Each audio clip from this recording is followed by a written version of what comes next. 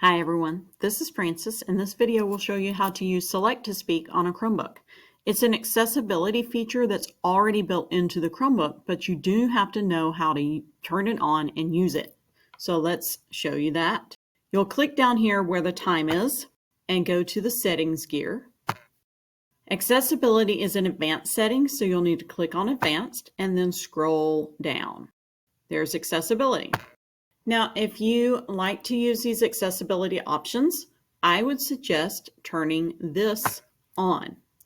When you turn that on, when you click down here on the time, it puts it right there in the menu for you already, so you don't have to go to the settings gear and then advanced and then accessibility. You can go directly to accessibility.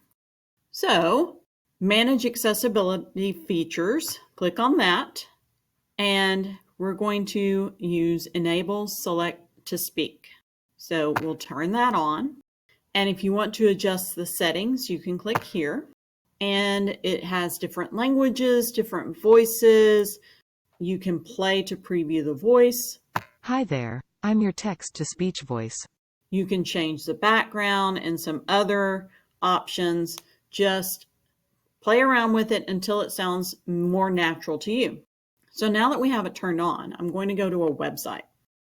And to use Select to Speak, you have to highlight the text. So you will click and drag to highlight the text you want.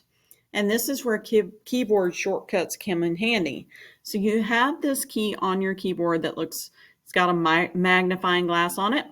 Press that and the S button at the same time. The cell, from Latin cellula, small room, 1, is the basic structural and functional unit. So you can see when I did that, it put a box around the text I highlighted and started reading it out loud. And it gave me a menu so I can pause it, I can skip, I can make it go faster. And when I'm done, I can click the X and get out of it. And then I can go on and move to the next paragraph and click the search and the S again. Most plant and animal cells are only visible under a light microscope.